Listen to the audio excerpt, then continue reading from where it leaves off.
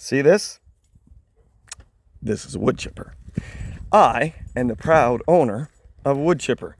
Now, it might not seem special to you because not a whole lot of people actually own wood chippers. But for those of us who do, we know the joys of being able to take a piece of 3-inch or smaller pieces of wood, like that pile right there, put it into that hopper and watch it chip away until there's nothing but mulch left. And then the mulch can be used for going in between garden beds and all these other things, because we's got plants, people. I'm not lying. So I got this wood chipper. I'm really quite happy with it. But when I bought it, did buy it used, went to this guy and he started up and he said, this thing works like a top, and he put a stick in it and it all got stuck. Turns out the blades were dull. Dull blades on a wood chipper kind of makes it ineffective. So, a couple things I learned. Number one, getting anybody to work on a wood chipper ain't cheap. Well, not that expensive, but it was more than I expected. But I got the blades sharpened, which is what I needed to do. And sharpened blades make a wood chipper do what a wood chipper is supposed to do. So how much chip could a wood chip if a wood chipper could chipper wood? Anyways, that was just dumb. Sorry.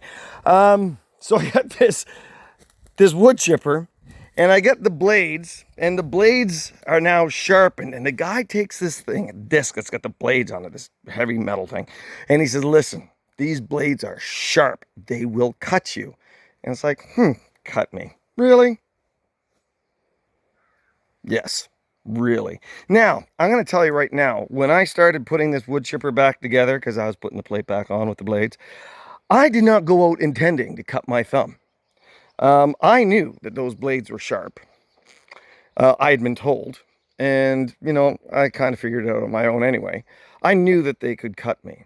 And initially I started out, I was extremely careful because, I don't like cutting myself. I'm not that type of person. So I'm not too keen on cutting myself. So I'm taking great care. But after a while, I'm going on and I haven't cut myself in a while. I'm doing pretty good. So I keep going.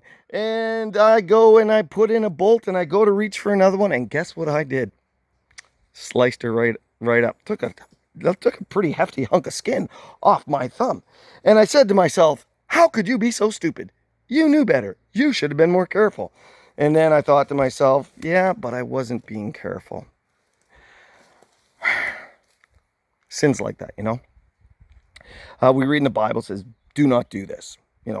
Don't do it. Bad for you. You'll get hurt. And we're like, you know what?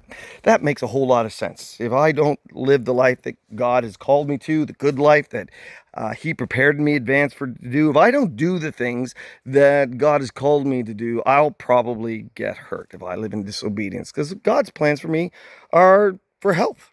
God's plans for me are to keep myself safe, not do things that are going to be unhealthy or unsafe.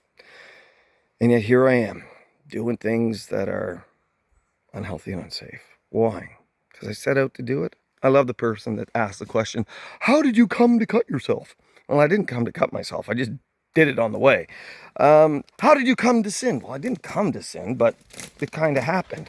Why did it happen? Well, probably for the same reason I cut my thumb. At first, we were, being pretty cautious. But after a while, we figured, I got this, and I don't really have to pay as much attention anymore. And that's when it gets you. That's when you stick your hand into the blade. That's when you crank your head on the low line for you do something stupid and you ask yourself, how could I have done that? I knew better. You weren't being cautious. The Bible says, take heed. The Bible says, be aware. The Bible says, be alert. The Bible says, be on guard. The Bible says, put on the full armor of God that you may stand against the wiles of the devil. I mean, it's like, take on the shield of faith that you may guard against the flaming darts. And after a while, he's like, man, I'm pretty good at dodging these. I don't even have to look anymore. Cling!